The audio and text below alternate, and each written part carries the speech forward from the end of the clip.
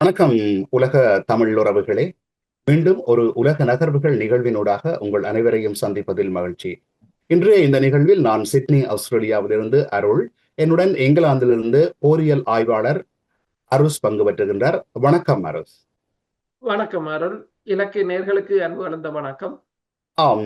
இப்பொழுது முக்கியமாக இப்பொழுது கிடைத்திருக்கிற செய்தி ஒன்று என்னவென்றால், அதாவது நேற்று குறிப்பிட்டிருந்தோம், அதாவது அமெரிக்கா ஈரான் மீது மேலும் மோசமான பொருளாதார தடைகளை விதிக்கப் போவதாக இன்று அறிவித்திருக்கிற அந்த எக்கனாமிக் டே என்பது மிக மோசமான பொருளாதார தடைக்குள்ளே அது வரும். அவ்வாறு ஒரு தடையை விதிக்கப் போவதாக அறிவித்திருக்கிறது. அதே நேரத்திலே நேற்று குறிப்பிட்டது போல இந்த ஐக்கிய அரபு அமீரகமும் அவர்களுடனான வர்த்தக தொடர்புகளை மற்றும் பணப்பரிமாற்ற தொடர்புகளை நிறுத்தியிருப்பதோடு இன்னொரு தகவல் வந்திருக்கிறது.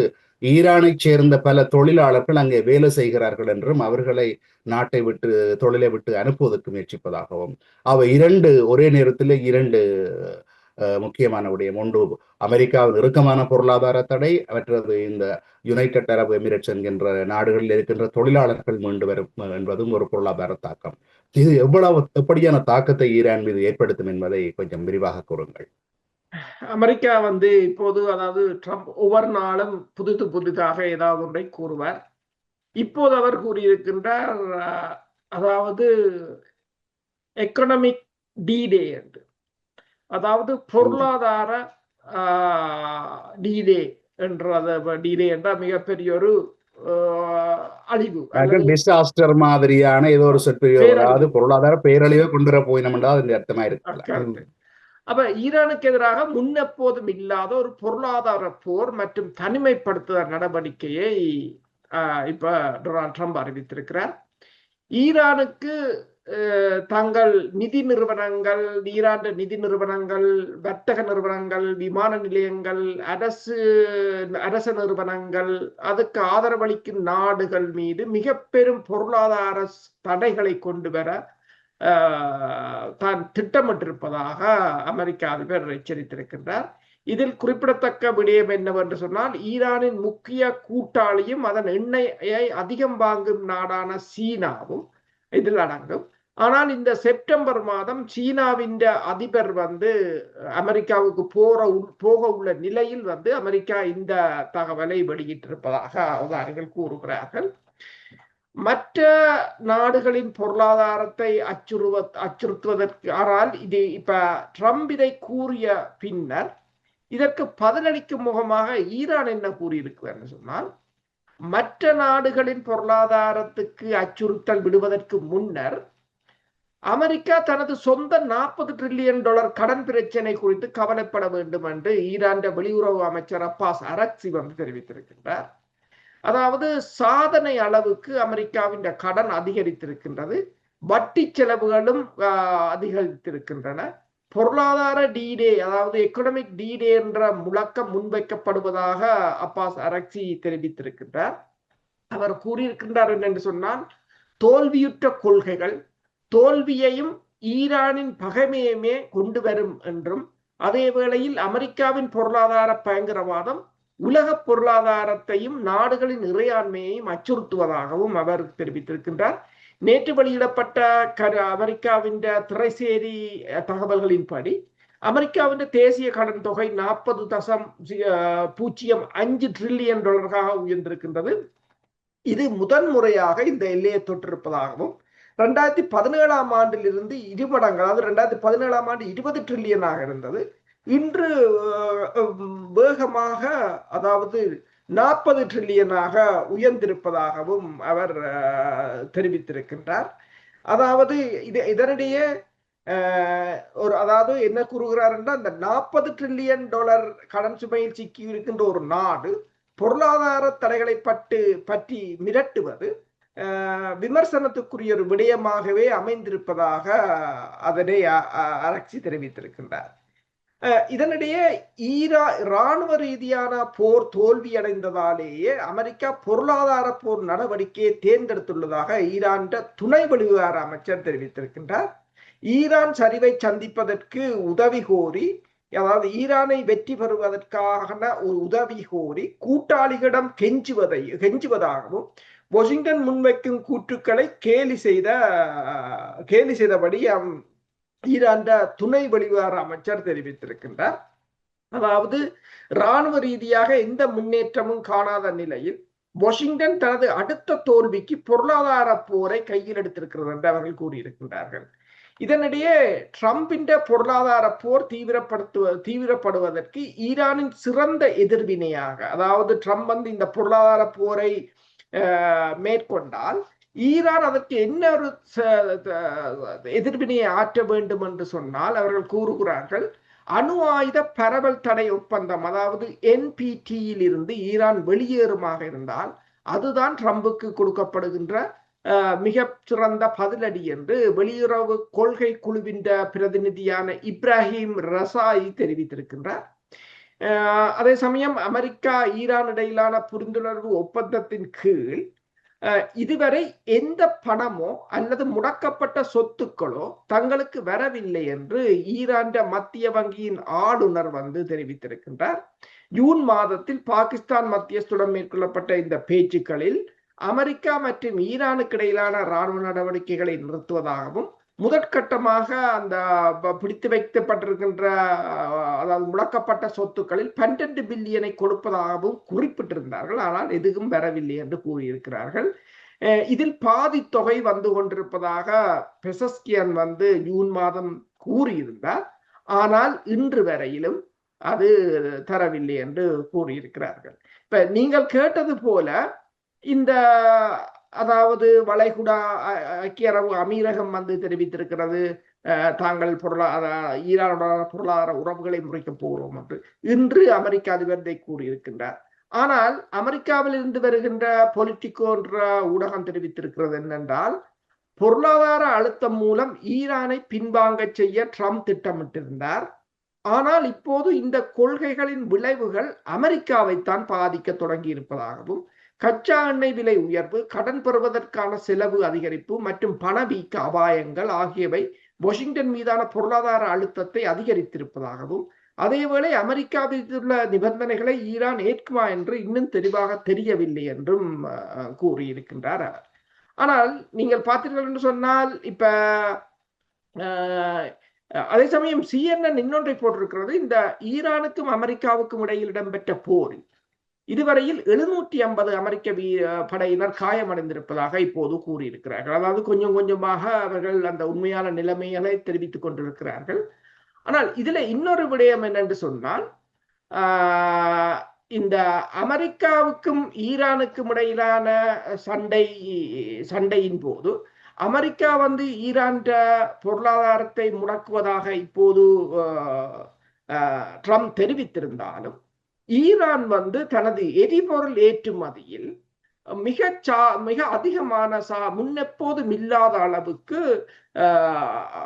தனது எரிபொருள் ஏற்றுமதி மூலம் பல பில்லியன் டாலர்களை சம்பாதித்திருப்பதாக கூறப்படுகின்றது.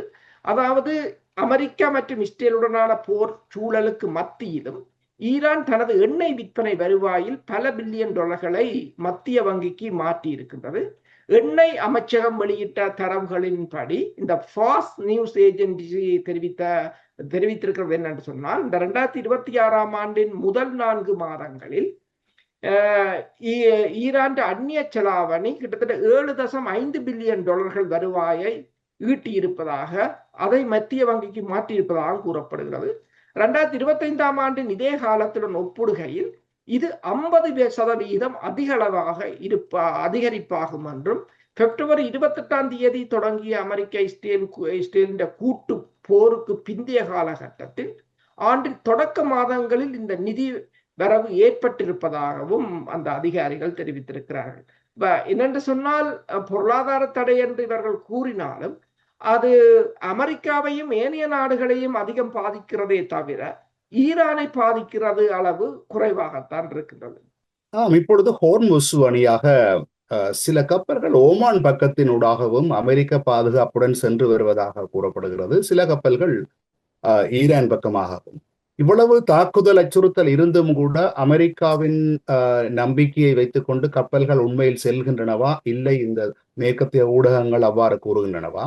இரண்டாவது, நாங்கள் நேற்று குறிப்பிட்டிருந்தோம், அதாவது ஓமானின் மீது இராணுவ தாக்குதல் நடத்துவேன் என்று டொனால்ட் ட்ரம்ப் குறிப்பிட்டிருந்தது சம்பந்தமாக நேற்று கூறியிருந்தோம். அது சம்பந்தமாக அமெரிக்காவில் உள்ள செனட்டர் ஒருவரும் கூட அவ்வாறு செய்ய முடியாது, அதற்கு எதிராக நாங்கள் சபையை கூட்டுவோம், அதற்கு எதிராக நாங்கள் போராடுவோம் என்றும் குறிப்பிட்டிருக்கிறார். அதே வேளையில இன்னும் ஒன்று நடந்திருக்கிறதுக்கு சம்பந்தம், அதாவது இந்த இந்தியா முதலீடு செய்திருக்கிற சபஹர் போர்ட் என்கிற அந்த துறைமுகத்தின் மீதும் அமெரிக்கா தாக்குதல் நடத்தினது இந்தியாவுக்கு பெரிய கவலைகளை ஏற்படுத்தியிருக்கிறது. என்றால் அவர்களுடைய முதலீடு அது. அவை இந்த ஹோர்மோஸ் மற்றும் ஓமான் சம்பந்தமான மற்றும் இந்த சபஹர் துறைமுகம் சம்பந்தமான தகவல்களை கொஞ்சம் வழங்குங்கள். ஹோர்மூஸ் நீரிணையில் இந்த கெப்லர் என்ற அந்த கப்பல்களை கண்காணிக்கும் அமைப்பு வெளியிட்ட தகவல்களின் அடிப்படையில் இந்த கப்பல்கள் ஈரானின் வழித்தடம் ஊடாகத்தான் பெருமளவில் செல்கின்றன. அதாவது இந்த மாதத்தில் ஒரு கப்பல் கூட கடந்த வாரம் இந்த ஓமான் வழித்தடத்தினால் செல்லவில்லை என்று கூறியிருந்தார்கள். அதே சமயம் இப்போது அமெரிக்காவுக்கு ஓரளவு தெரிகிறது இந்த ஹோர்மூஸ் நீரிணையை இனி தங்களால் ஒன்றும் செய்ய முடியாது என்ற ஒரு நிலையை அமெரிக்கா எட்டி இருக்கின்றது.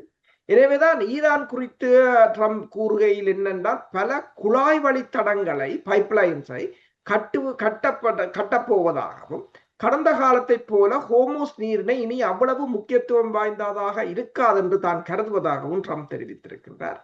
தற்போது அந்த நீரிணை திறந்துள்ளது என்றும் ஏராளமான கப்பல்கள் அந்த வழியாக செல்வதாக மக்கள் கூறுகிறார்கள் என்று கூறியிருக்கின்றார். மக்கள் கூறியதாக கூறியிருக்கின்றார். அதே சமயம் இந்த பிரெண்ட் கச்சா எண்ணெயின் விலை ஒரு பீப்பாவுக்கு சுமார் $94 எட்டி இருக்கின்றது. ஈரான் மீது தாக்குதலை தொடங்குவேன் என்று கூறிய நிலையில் அது இப்ப 4% அதிகரிப்பை சந்தித்திருக்கின்றது. WTI கச்சா எண்ணெய் $86 அதிகரித்துள்ளது. இவை இரண்டும் கடந்த ஆண்டை விட இப்போதும் கிட்டத்தட்ட 35% விலை அதிகரிப்பாகத்தான் இருக்கின்றது. ஆனால் நீங்கள் சொன்னது போல இப்ப நீங்கள் கேட்ட கேள்வியல் என்று சொன்னால், இப்ப இந்த ஹோர்மூஸ் நீரிணையை பொறுத்தவரையில் அதுக்களால் கப்பல்கள் போவதால் ஈரான் தொடர்ச்சியாக ஓமான் வழியால் செல்கின்ற கப்பல்களை தாக்கி கொண்டு இருக்கின்றது. ஆகவே ஈரான் வழியாகத்தான் கப்பல்கள் போகின்றன. அதை வால் ஸ்ட்ரீட் ஜேர்னலும் தெரிவித்திருக்கிறார். சொன்னால் ஹோர்மூஸ் நீரிணையில் கப்பல்கள் மீதான ஈரானின் தாக்குதல்கள் தீவிரமடைந்து வருவதாகவும், ஆனால் அமெரிக்காவால் அதை தடுக்க முடியவில்லை என்று கூறியிருக்கின்றார். இன்னொரு விடயம் என்னென்று சொன்னால், இந்த சபஹர் துறைமுகம் இந்தியா கிட்டத்தட்ட $175 மில்லியன் செலவழித்திருந்தது ஈரானுடன் சேர்ந்து. அந்த துறைமுகத்தின் மீதான இந்தியாவின் ஈடுபாட்டை தடுப்பதற்கு அமெரிக்கா இந்தியா மீது தடைகளை போட்டிருந்தது. பிறகு அந்த தடைகளை எடுத்திருந்தது. ஆனால் இந்த தாக்குதலின் போது அந்த சபஹர் துறைமுகமும் தாக்கப்பட்டிருக்கின்றது. இந்தியா முதலே கூறியிருந்தது தான் அதிலிருந்து வெளியேறுவதாக. ஆனால் பிறகு அந்த போர் ஆரம்பித்த போது அப்ப இந்தியா யோசித்தது அமெரிக்காவும் இஸ்ரேலும் வெற்றி பெறுவார்கள், தாங்கள் அதற்கு பிறகு புதிய அரசுடன் அதை செய்யலாம். ஆனால் இப்போ அந்த நிலைமை மாறிவிட்டது. எனவே இந்தியா மீண்டும் தனது முதலீட்டை தக்க வைக்க முயன்று வருகையில் அமெரிக்கா அந்த அந்த துறைமுகத்தை தாக்கியது நீங்கள் சொன்னது போல இந்தியாவின் முதலீட்டுக்கு ஏற்பட்ட மிகப்பெரிய ஒரு இழப்பாகத்தான் அதை பார்க்கலாம். இதனிடையே ஹோர்மூஸ் நீரிணையை நாங்கள் நேற்று சொன்னோம், அமெரிக்காவின் அதிபர் கூறியிருந்தார் அது அமெரிக்காவின் பிரதேசம் என்று ட்ரம்ப் கூறியிருந்தார். அதற்கு பதிலடியாக இந்தியாவின் ஹைதராபாத்தில் இருக்கிற ஈரான் தூதரகம் அமெரிக்காவின் வரைபடத்தை வெளியிட்டு அதில் கலிபோர்னியா பகுதியை நீளமாக குறிப்பிட்டு அது இஸ்லாமிய குடியரசின் புதிய பிரதேசம் என்று அதனை அறிவித்திருக்கிறார்கள். இப்பொழுது அதாவது நீங்கள் நேற்று குறிப்பிட்டிருந்தீர்கள் இந்த ஆபிரகாம் லிங்கன் கப்பல் சேவையிலிருந்து, அதாவது தற்காலிகமாக நிறுத்தப்பட்டு ஜார்ஜ் வாஷிங்டன் கப்பல் இப்பொழுது அந்த பகுதிக்கு வந்திருப்பதாகவும், இதுவரையிலே 750க்கும் மேற்பட்ட அமெரிக்க வீரர்கள் காயமடைந்ததை பென்டகன் ஒத்துக்கொண்டிருப்பதாக தகவல்கள் வந்திருக்கின்றன. அதில் உள்ள உண்மைத்தன்மை என்ன? உண்மைதான். என்னென்று சொன்னால் இந்த அப்ரஹாம் லிங்கன் கப்பல் சேதமடைந்தது இப்போது ஒரு மிகப்பெரிய ஒரு தோல்வியாகத்தான் பார்க்கப்படுகிறது. அதை திரும்ப அது சேவைக்கு வருவதற்கு 3 வருடம் எடுக்கும் என்று கூறுகிறார்கள். ஈரான் தாக்குதல் எல்லாவற்றையும் தாங்கள் முறியடித்ததாக கூறுகிறார்கள். ஆனால் கப்பல் என்னென்று சேதமடைந்தது, அதை திருத்துவதற்கு 3 வருடம் ஏன் எடுக்கப் போகிறது என்பது தொடர்பாக விடையளிப்பதற்கு யாரும் இல்லை. ஏன் இவ்வளவு காலமும் அந்த கப்பல் கடலுக்குள் தான் பயணிப்பதுண்டு. ஆனால் ஒன்று அங்கு சப்ளை லைன் இல்லை. ஏனென்று சொன்னால் ஈரான் 5வது கடற்படை தலைமையகத்தை ஈரான் முற்றாக அழித்ததால் கிட்டத்தட்ட அதை இயங்கு நிலை இல்லாமல் போனதால் அவர்களுக்கான உணவு குடிநீர் விநியோகம் தடைப்பட்டது. கிட்டத்தட்ட உங்களுக்கு தெரியும், அந்த விமானந்தாங்கி கப்பலில் இருந்தவர்கள் 5000 பேர். 5000 பேரை பராமரிப்பது என்பது ஒரு லேசான காரியம் அல்ல. அதே நேரம் நீங்கள் சொன்னது போல இந்த ஈரானை நீங்கள் சொன்னது போல இந்த 750 பேர் இப்போது CNN என்ற ஊடகம் தான் போட்டிருக்கின்றது, அமெரிக்காவின் ஈரானுடனான மோதல்களில் இதுவரை 750 அமெரிக்க படையினர் காயமடைந்திருக்கிறார்கள் என்று. இதை அமெரிக்கா முதலில் மறைத்து விட்டதாகத்தான் கூறுகிறார்கள். ஆனால் பீட் ஹெக்ஸத் கூட இந்த கடற்படை கப்பல் கூட அப்ரஹாம் லிங்கன்ல ஏற்பட்ட சேதத்தை கூட அவர்கள் மறைத்து, அமெரிக்காவின் போர்த்துறை செயலாளர் மறைத்ததாக கூறப்படுகின்றது. இந்த நேரத்துல இந்த வால் ஸ்ட்ரீட் ஜேர்னல் ஒன்றை போட்டிருக்கிறது என்னென்று சொன்னால், ஈரான் சரணடைய வேண்டும், அதாவது வெள்ளை கொடியை உயர்த்தி கொண்டு வர வேண்டும் என்று ட்ரம்ப் வலியுறுத்துகின்ற அதே வேளை அமெரிக்காவுக்கு எதிரான போரை ஐரோப்பா வரை விரிவுபடுத்த ஈரான் தயாராகி வருகிறது என்று அது செய்தியை வெளியிட்டிருக்கின்றது.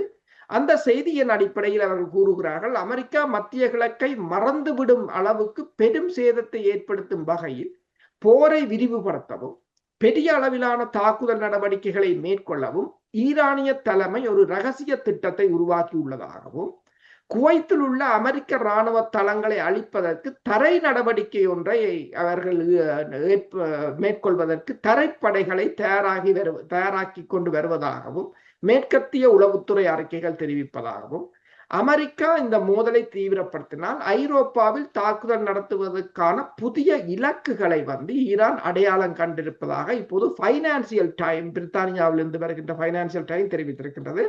அவர்கள் என்ன கூறுகிறார்கள் என்று சொன்னால், அதுல 2 இடங்களை இப்போது அவர்கள் கூறுகிறார்கள். ஒன்று பல்கேரியா, 2வது சைப்ரஸ். இந்த பல்கேரியாவும் சைப்ரஸ் மீதான தாக்குதல்களை ஈரான் நடத்தலாம் என்று அந்த பைனான்சியல் டைம் கூறியிருக்கின்றது. அதாவது அவர்கள் கூறுகிறார்கள் என்னென்னு சொன்னா, பல்கேரியாவில் உள்ள அமெரிக்க தளங்கள் மற்றும் விமானங்களுக்கு எரிபொருள் நிரப்புவதற்காக தங்கள் தளங்களை பயன்படுத்த பல்கேரியா அனுமதி கொடுத்திருந்தது பகிரங்கமாகவே.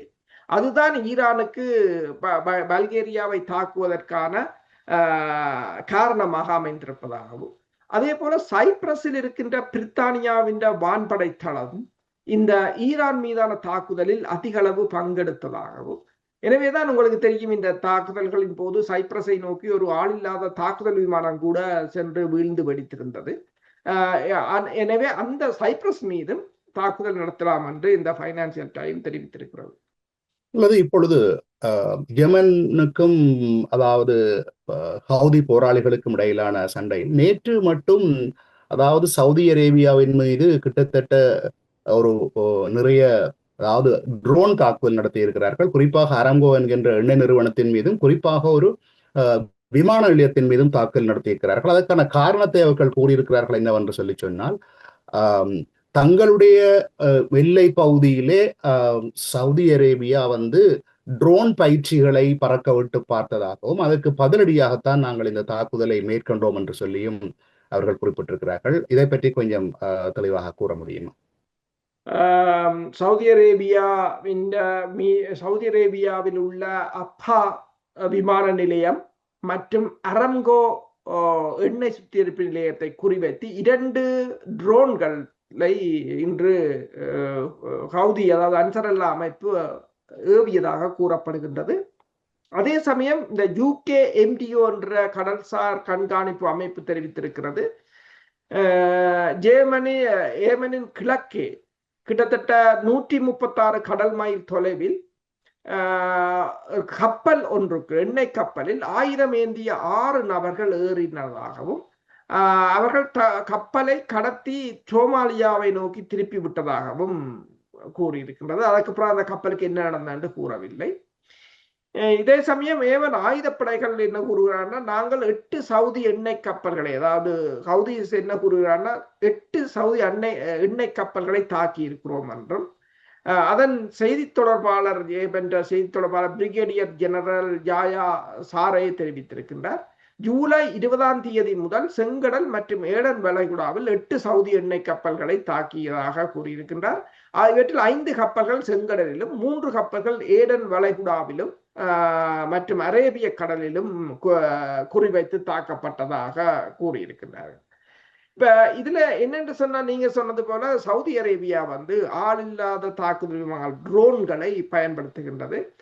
ட்ரோன்களை பயன்படுத்தி ஹூதிஸ் அமைப்பினரின் வான் எல்லைக்குள் அதை பறக்க விட்டு, உங்களுக்கு தெரியும் ஹூதிஸ் அமைப்பினரின் வான் பரப்பின் மீது தடை இருக்கின்றது, விமானங்கள் பறக்க முடியாது. அதைத்தான் அவர்கள் இப்போது உடைத்திருந்தார்கள். இப்போது அந்த வான் பரப்பின் மேலாதிக்கத்தை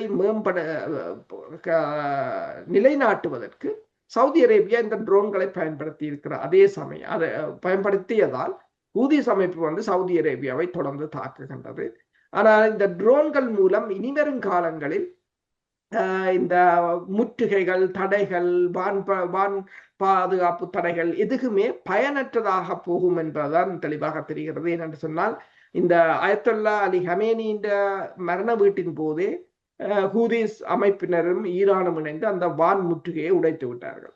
அதை விட இந்த பாப் அல் மண்டேப் என்கின்ற அதான் அந்த குறுகிய முனை, அந்த முனையை முழுவதுமாக கட்டுப்பாட்டுக்குள் கொண்டு வருவதற்கு ஹவுதிகள் முனைவதாகவும் 2000 போராளிகள் அந்த முனை நோக்கி நகர்வதாகவும் ஒரு செய்திகள் வந்திருக்கின்றன.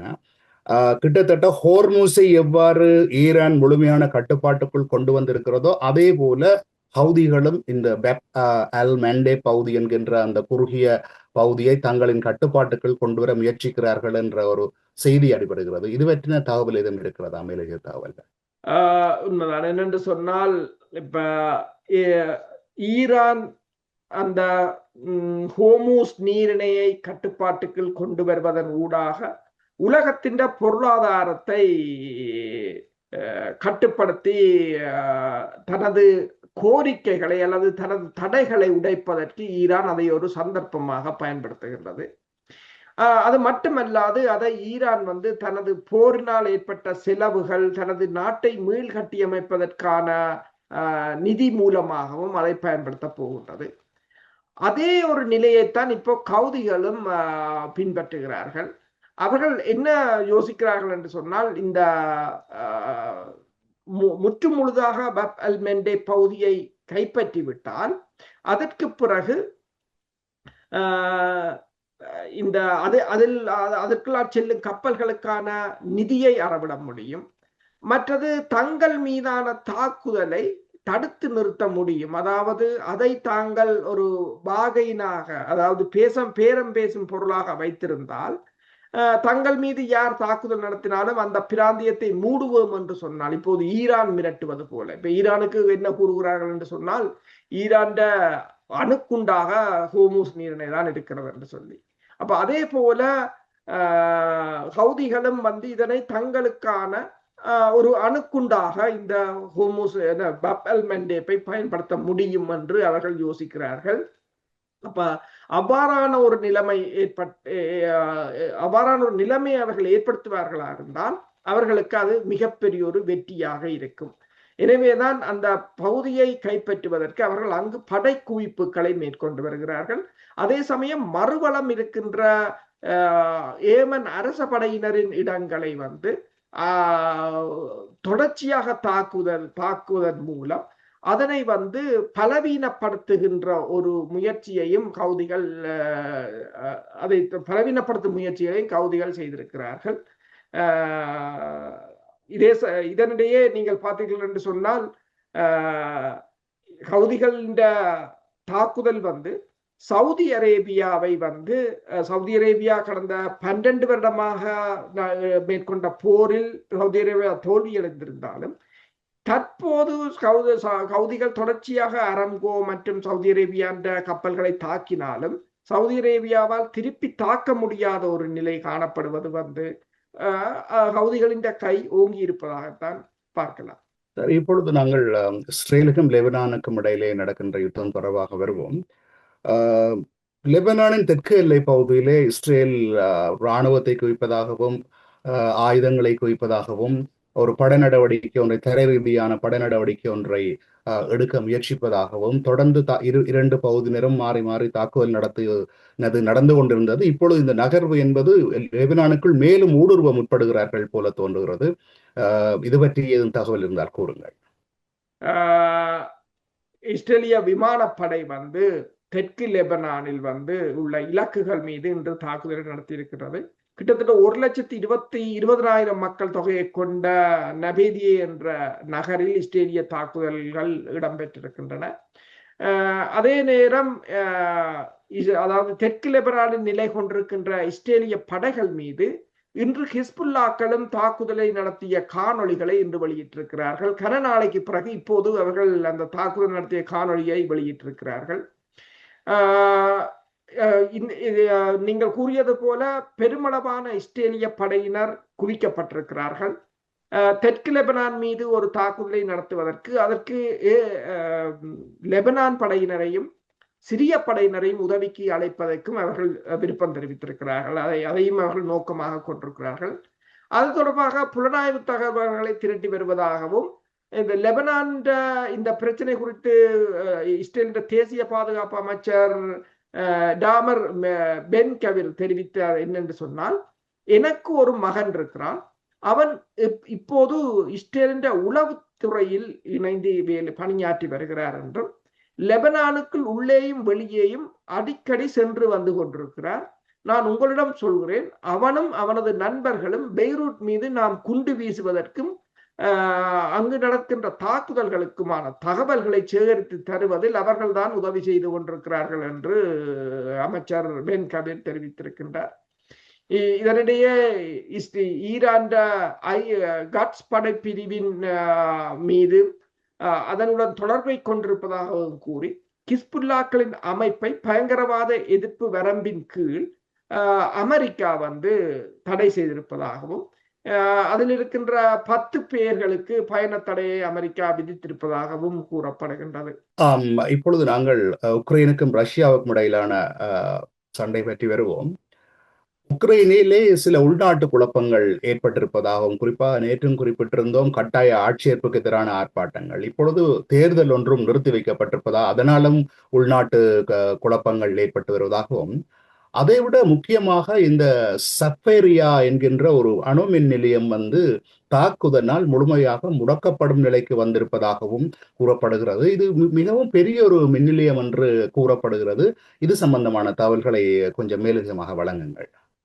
சப்ரோசியா மின் நிலையம் அணு மின் நிலையம் வந்து ஐரோப்பாவிலேயே மிகப்பெரிய அணு மின் நிலையம். கிட்டத்தட்ட 6 ரியாக்டர், மற்றதெல்லாம் பெரிய நிலையங்கள் 4 ரியாக்டர் 10 ரியாக்டரை தான் கொண்டிருப்பது. இது 6 ரியாக்டர்.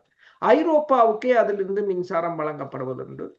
இந்த போர் ஆரம்பித்த உடனேயே ரஷ்யா அதனை கைப்பற்றி விட்டது. ஆனால் அதன் மீது தொடர்ச்சியாக உக்ரைன் வந்து தாக்குதல்களை நடத்தி கொண்டிருக்கிறது. பல தடவைகள் நடத்தியிருந்தது. ஆனால் ரஷ்யா அதற்கு தொடர்பாக எச்சரிக்கையை விடுத்திருந்தது.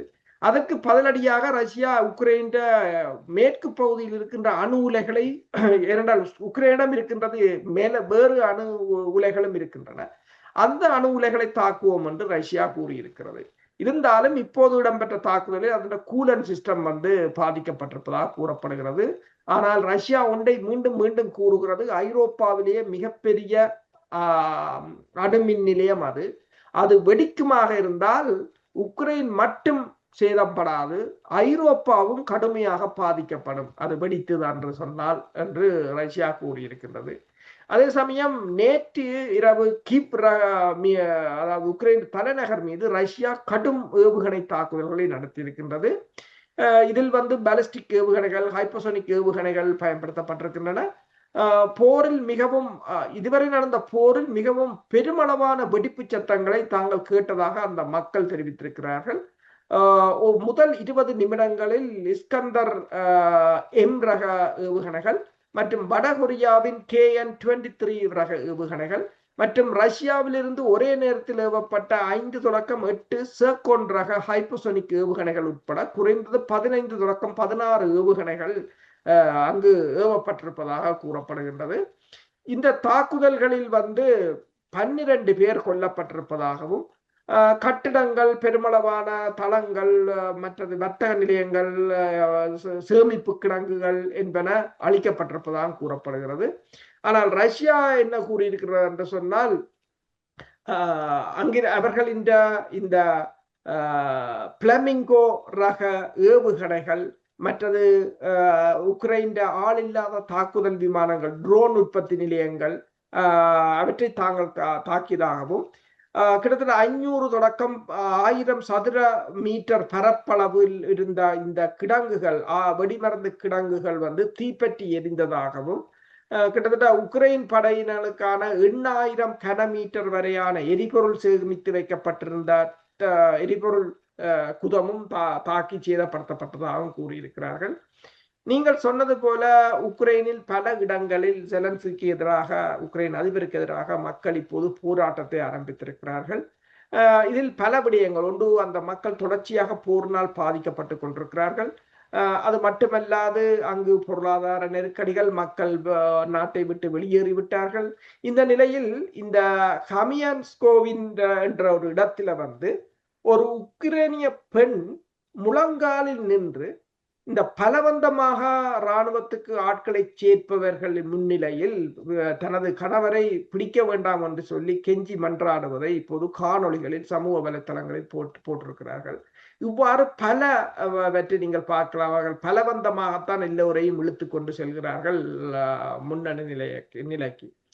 இப்ப இதுல இன்னொரு ஒரு இன்ட்ரெஸ்டான விடயம் என்னென்று சொன்னால், இந்த IMF முன்னாள் தலைவரும் இந்த ஐரோப்பிய மத்திய வங்கி ECB என்ற அந்த வங்கியின் தலைவரும் ஒரு கருத்தை கூறியிருக்கின்றார். அவர் கிறிஸ்டியன் லாகர் தான் அவற்றை பெயர். அவர் என்ன கூறியிருக்கிறார் சொன்னால், எந்த ஆவணங்களும் ரஷ்ய அதிபர் பூட்டினுடன் தாங்கள் பேச போகும்போது அவர் எந்த ஆவணங்களும் கொண்டு வருவதில்லை. அவர் அனைத்தையும் தனது நினைவில் வைத்துத்தான் பேசி வருகிறார் என்று கூறியிருக்கின்றார். பூட்டினை எதிர்கொள்ள நீங்கள் எல்லாவற்றையும் தெரிந்து வைத்திருக்க வேண்டும் என்றும், ஏனெனில் உங்களை பற்றிய அனைத்தையும் அறிந்துதான் அவர் உங்களுடன் பேச வருவார் என்று கூறியிருக்கின்றார். அவர் இன்னொன்றையும் கூறியிருக்கிறார் என்னென்று சொன்னால், 2018ஆம் ஆண்டு சென்ட் பீட்டர்பர்கில் சர்வதேச பொருளாதார மாநாட்டில் தான் பூட்டினை கடைசியாக சந்தித்ததாகவும், பூட்டின் இவை அனைத்தையும் செய்வதற்கு ஏன் அவர் எல்லாவற்றையும் நினைவில் வைத்திருக்கிறார் என்று சொன்னால், அவர் உளவுத்துறையின் தலைவராகவும் இருந்தவர் KGBயில். அப்ப உளவுத்துறையில் ஒருவர் இருப்பதென்று சொன்னால் அங்கு எந்த ஒரு எழுத்துல இருக்கிற ஆவணங்களையும் வைத்திருக்க கூடாது. என்னென்று சொன்னால் அது எதிரிகள் பிடிக்கும் போது பிடிபட்டுவிடும். அப்ப எல்லாம் உங்களோட மனதில் தான் இருக்க வேண்டும் உளவுத்துறை. அப்படி அவர் பயிற்சி பெற்றதால் தான் அவரால் எல்லாவற்றையும் நினைவில் வைத்து பேசக்கூடியதாக இருக்கின்றது. எல்லா தகவல்களையும் நினைவிலேயே கொண்டு வருவார் என்று கூறியிருக்கின்றார். அப்ப இந்த செய்தி, இந்த தகவலை, இந்த நேர்காணலை கேட்ட கேள்வியாளர் இன்னொரு கேள்வியும் கேட்டார். சரி, நீங்கள் பூட்டினை பற்றி இப்படி சொன்னீர்கள், அப்ப டொனால்ட் ட்ரம்ப் என்ன மாதிரி என்று கேட்டிருக்கிறார். அதுக்கு அவர் ஒரு சிரிப்பொன்றை சிரித்து விட்டு கண்ணை சிமிட்டி விட்டு போய்விட்டாராம் என்று கூறியிருக்கிறார். இப்பொழுது ஒரு முக்கியமான செய்தி ஒன்றையும் நான் பார்த்தேன். சேனல் 4 அவருடைய யூடியூப் இணையதளத்திலே கூறுகிறார்கள், இவ்வளவு காலம் எண்ணெயை ஏற்றுமதி செய்த ரஷ்யா முதலாக இந்தியாவிலிருந்து எண்ணெயை பெற்றுக்கொண்டதாகவும் ஒரு தகவல் வந்திருக்கிறது. இதுவும் அதாவது எண்ணெயை ஏற்றுமதி செய்கின்ற ஒரு மிகப்பெரிய எண்ணெய் வளங்கள் நாடு இந்தியாவிலிருந்து எண்ணெயை இறக்குமதி செய்ததாக இருக்கிறது. இதற்கு முதல் இதுடன் இன்னொரு விடயத்தை நான் இங்கே குறிப்பிட விரும்புகிறேன். ஒரு நேயர் கேட்டிருந்தார் கேள்வியிலே, உக்ரைனுக்கும் ரஷ்யாவுக்கும் இடையிலான யுத்தத்திலே யார் பக்கம் சரி என்று நீங்கள் நினைக்கிறீர்கள் என்று சொல்லி.